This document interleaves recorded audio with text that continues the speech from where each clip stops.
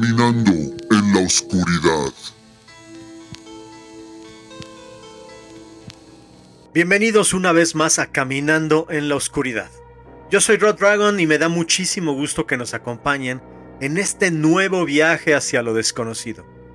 Antes de comenzar, quiero agradecerles por estar aquí episodio tras episodio. Si disfrutan de las historias de misterio, terror, leyendas y sucesos inexplicables, les invito a seguirnos en Spotify y suscribirse a nuestro canal de YouTube. De esa manera nos ayudan a que más personas encuentren este rincón oscuro donde cada semana compartimos historias que desafían la lógica y alimentan la imaginación. Y si quieren apoyarnos todavía más, los invitamos a conocer nuestro libro La Última Vela, una recopilación de relatos de horror escritos por el Dragón Literario y por mí. Lo pueden encontrar disponible en Amazon. Algunas historias llegan por libros, otras por viejos periódicos. Esta llegó de una manera mucho más moderna, un video en TikTok. No sé quién era el sacerdote que la contaba, ni puedo asegurar que cada detalle ocurrió exactamente así. Lo único que sé es que desde que la escuché no he podido olvidarla. Es una historia ocurrida en Líbano, en tiempos de guerra. Una historia sobre un sacerdote y una confesión inesperada. Apaguen las luces, acomódense y prepárense para caminar una vez más en la oscuridad. La confesión. Ocurrió en el Líbano, en una época en que el país atravesaba uno de sus tantos periodos de tensión y conflicto. Aunque los combates más intensos se desarrollaban lejos de aquella ciudad, las noticias de atentados, bombardeos y víctimas llegaban todos los días. La guerra se había convertido en una presencia constante, una sombra que acompañaba la vida cotidiana. En medio de aquel ambiente vivía un sacerdote maronita que atendía una pequeña parroquia. Sus días transcurrían entre misas, confesiones, visitas a enfermos y la ayuda a familias que intentaban seguir adelante pese a la incertidumbre. Aquella tarde el cielo estaba cubierto por nubes grises. El sacerdote revisaba algunos documentos en su despacho, cuando escuchó que llamaban a la puerta. «Adelante». Una mujer entró lentamente. Tendría unos 55 años. Vestía de manera sencilla, con ropa oscura. No parecía rica ni pobre. Lo que llamó la atención del sacerdote fue su serenidad. Había visto a muchas personas solicitar la presencia de un sacerdote. Casi todas llegaban llorando o desesperadas. Aquella mujer, en cambio, parecía extrañamente tranquila. «¿Padre?», preguntó con voz suave. «Sí, dígame». La mujer sacó de su bolso un pequeño papel doblado. «Necesito pedirle un favor». «Por supuesto». «Hay una persona que necesita recibir los santos óleos». El sacerdote tomó el papel. Era una dirección en el centro de la ciudad. «Por favor, padre», añadió. «Es importante que vaya hoy». «Iré esta misma tarde». La mujer asintió. «Gracias». Se dio media vuelta y caminó hacia la puerta. El sacerdote observó cómo se alejaba por el pasillo. Miró nuevamente el papel. Esa misma tarde tomó los santos óleos y se dirigió al lugar. Las calles del centro mostraban las cicatrices de años de violencia. Algunos edificios conservaban impactos de bala y fachadas reparadas apresuradamente. Finalmente encontró la dirección. Era un edificio antiguo de departamentos. La pintura estaba desgastada y la entrada apenas era iluminada por una bombilla amarillenta. Subió por una estrecha escalera de concreto hasta llegar al departamento indicado. Respiró hondo y llamó al timbre. Pasaron varios segundos. Finalmente escuchó pasos. La puerta se abrió. Frente a él apareció un hombre joven. Tendría unos 25 años. «Buenas tardes», dijo el sacerdote. «Soy el padre de la parroquia de San Elías». «Buenas tardes». «He venido porque me informaron que aquí vive una persona enferma que necesita recibir los santos óleos». El joven frunció el ceño. «¿Los santos óleos?». «Así es». Hubo un silencio incómodo. «Padre, creo que debe haber un error. ¿No hay ningún enfermo aquí?». «No». «¿Ningún familiar?». «¿Vivo solo?». El sacerdote mostró la dirección. ¿Es este su departamento? Sí. Ninguno de los dos supo qué decir. Tal vez se equivocaron de número, dijo finalmente el joven. Era una explicación razonable. Si quiere, padre, puedo acompañarlo a preguntar en los demás departamentos. ¿Está seguro? Claro. Juntos recorrieron el edificio. Llamaron a una puerta. Nada. En otra vivía una pareja de ancianos. En otra una familia con 2 hijos. En otra una mujer viuda. Nadie estaba enfermo. Nadie había solicitado un sacerdote. Nadie conocía a la mujer. Cuando terminaron, ambos permanecieron en silencio junto a la entrada.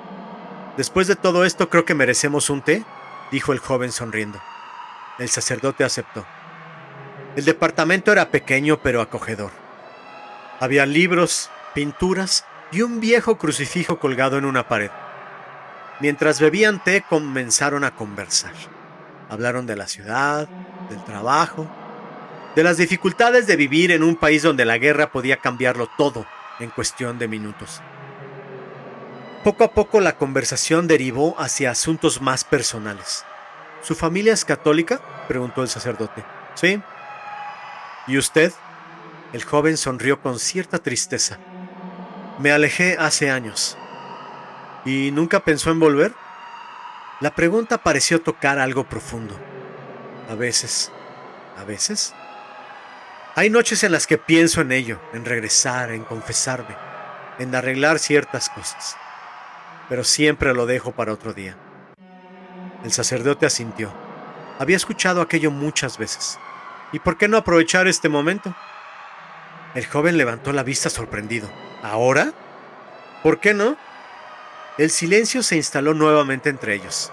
Finalmente el muchacho dejó la taza sobre la mesa. La verdad, llevo años queriendo hacerlo. La confesión comenzó poco después. Al principio las palabras salían con dificultad. Luego comenzaron a fluir. Años de errores, heridas, rencores. Pecados que jamás había confesado. En más de una ocasión las lágrimas aparecieron en sus ojos. Y cuando finalmente recibió la absolución, algo parecía haber cambiado. Su rostro mostraba una paz que el sacerdote no había visto al llegar. Al despedirse, el sacerdote pensó que, aunque toda aquella situación había sido extraña, había valido la pena. Si gracias a aquella visita un hombre había regresado a Dios después de tantos años, entonces algo bueno había salido de aquel error. El sacerdote abandonó el edificio poco antes del anochecer. Apenas había avanzado unos pasos cuando sonó la primera sirena. El sonido atravesó la ciudad como un grito. Bombardeo. Una segunda alarma comenzó a sonar, y luego otra. Las personas abandonaron las calles. Los comercios cerraron apresuradamente. El sacerdote corrió junto con todos los demás hacia un refugio cercano. Llegó apenas segundos antes de escuchar la primera explosión. El suelo tembló, las paredes vibraron. Luego vino otra explosión y otra más. Durante casi 2 horas, el rugido de las bombas sacudió la ciudad. Algunos rezaban, otros lloraban. Nadie sabía qué estaba ocurriendo afuera. Finalmente las explosiones cesaron. Poco a poco, las personas comenzaron a abandonar el refugio. El sacerdote salió entre los primeros. El aire estaba cargado de polvo y humo. Entonces miró hacia el lugar de donde había venido y sintió que el corazón se le detenía. El edificio había desaparecido. Donde antes se levantaban varios pisos de departamentos, ahora solo había una montaña de concreto destrozado. Corrió. No recordaría después cuánto tiempo tardó. Solo recordaría el polvo, los gritos, las sirenas, los rescatistas y los restos dispersos por todas partes. Vidrios, muebles, puertas arrancadas, pedazos de pared y cuerpos. Muchos cuerpos. Intentó acercarse, intentó buscar al joven, pero los equipos de rescate le impidieron avanzar. Era imposible. Mientras caminaba entre los escombros, algo crujió bajo su zapato. Miró hacia abajo, se agachó. Era una fotografía rota. La levantó con cuidado. En ella aparecía el joven sonriendo y abrazando a una mujer de unos 50 y tantos años. El sacerdote sintió un escalofrío. Reconoció aquel rostro de inmediato. Era la mujer que había acudido a la parroquia, la misma que le había entregado la dirección, la misma que le había pedido los santos óleos, la misma mujer que había conseguido que él llegara hasta aquel departamento. Con las manos temblorosas volteó la fotografía. En la parte posterior había una dedicatoria escrita a mano. Mamá, han pasado 4 años desde tu partida. Todavía me haces falta. El sacerdote permaneció inmóvil. Volvió a mirar la fotografía, luego las ruinas. Luego nuevamente el rostro de la mujer. No podía ser. Aquella mujer llevaba 4 años muerta. Y sin embargo, aquella tarde había caminado hasta la parroquia. Había hablado con él. Le había entregado una dirección. Y había conseguido que su hijo recibiera la confesión apenas unas horas antes de morir.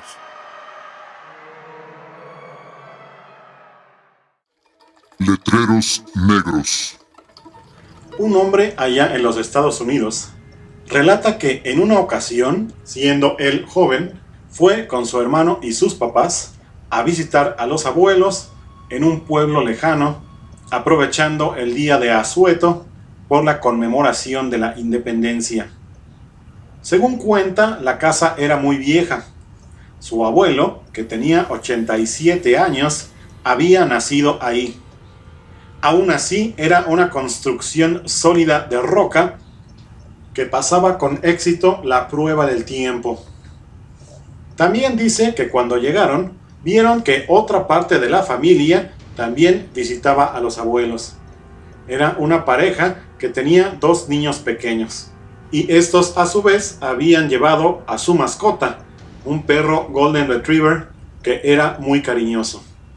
Por la noche, después de una agradable cena, los niños fueron enviados a dormir y el perro los acompañó. En la sobremesa, mientras todos los adultos platicaban, el hombre que relata esto dice que le llamó la atención ver cómo la puerta de la habitación en la cual dormían los niños se empezaba a abrir lentamente.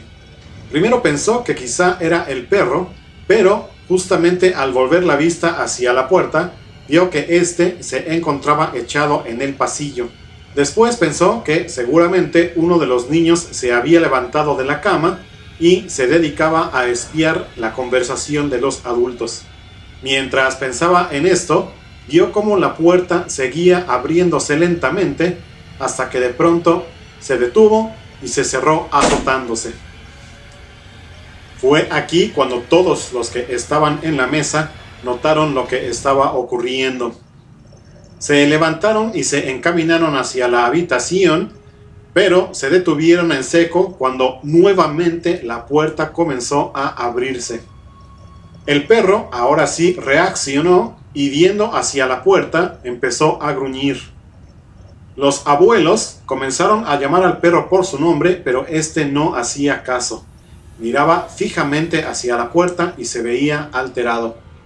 Nuevamente la puerta se azotó y todos se quedaron perplejos. En ese momento nadie se atrevió a entrar a la habitación. Simplemente se acercaron para escuchar si los niños dormían y así era. La abuela les explicó que esta no era la primera manifestación de la cual eran testigos. Ya antes habían escuchado pasos o a veces puertas y ventanas que se cerraban como acababa de ocurrir. Mientras escuchaban el relato de la abuela, por tercera vez comenzó a abrirse la puerta. En esta ocasión, el abuelo se envalentonó, caminó rápidamente hacia la habitación y empujó la puerta. No había nadie detrás de esta. Encendieron la luz y los papás de los niños se impactaron cuando vieron que el mayor de estos estaba de pie sobre la cama en una postura completamente rígida. Tenía los ojos abiertos, pero no se veía consciente. Lo único que hacía era mover la cabeza como si estuviera negando algo. Le llamaron por su nombre repetidamente, pero no respondía. Su mamá se acercó, lo tomó de la mano y en ese momento el niño se dejó caer en la cama y 2 segundos después despertó, asegurando que, aunque no recordaba nada, podía sentirse en ese momento muy, muy triste. La mamá del hombre que cuenta esta historia era una mujer muy religiosa y propuso a todos orar en caso de que hubiera alguna mala vibra dentro de ese lugar. Así lo hicieron y poco después los abuelos se retiraron a dormir a su habitación, pero la familia del joven se quedó en la sala y todos se quedaron a dormir ahí. Según él cuenta, se quedó dormido en el suelo junto a su hermano mientras sus papás compartían el sillón. Unas 3 horas más tarde, su mamá despertó con lo que se conoce como la parálisis del sueño. No se podía mover, pero sí podía abrir los ojos y vio claramente cómo un grupo de luces, que le pareció maligno, flotaba sobre sus hijos. La mujer cerró los ojos, oró nuevamente hasta que pudo moverse y también hasta que desaparecieron las luces que flotaban sobre sus hijos. Aunque los abuelos se negaron, el joven que relata dice que insistió en hacer una investigación de la casa para saber si en algún momento algo malo había pasado. El abuelo le insistía en que él había crecido ahí y que jamás había ocurrido algo que pudiera provocar estos fenómenos paranormales. Por esto último, ni el abuelo ni la abuela fueron capaces de explicar lo que el joven encontró en el sótano. Debajo de un conjunto de maderas que el abuelo había puesto ahí para remodelar el lugar, el joven encontró escritos con tinta negra 3 letreros que dejaron a todos inquietos y que provocaron que se hablara a un cura para bendecir el lugar. Los letreros decían: odio mi vida, me voy al infierno y nunca me encontrarán. Los abuelos estaban verdaderamente intrigados porque no podían entender quién pudo haber escrito esos letreros ahí. Sobre todo, por supuesto, el abuelo, quien, como ya se dijo, había vivido en esa casa desde que nació. Trató de recordar si alguno de sus padres o hermanos habían tenido algún momento de depresión o, peor aún, haberse acercado a las artes oscuras o algo por el estilo. Sin embargo, según él, jamás ocurrió esto. Terminaron llamando a un sacerdote, quien realizó una limpia en todo el sótano y de hecho en toda la casa. Mientras lo hizo en las recámaras, el comedor, la sala, la cocina, no ocurrió nada. Pero, al llegar al sótano, justamente en el lugar en donde esos letreros estaban, estos de alguna manera se evaporaron, pero lo que dejó impresionados a todos, según el relato del hombre que lo vivió, es que al momento en el que los letreros se desvanecieron y el sacerdote arrojaba agua bendita por todo el lugar, se escuchó un grito lleno de angustia y de terror que duró varios segundos. Según este hombre, ese grito ha aparecido en sus sueños, así como en los de su familia, por años, y están seguros que esto seguirá ocurriendo hasta el fin de sus días. Todos los derechos reservados, Naucalpan 2026.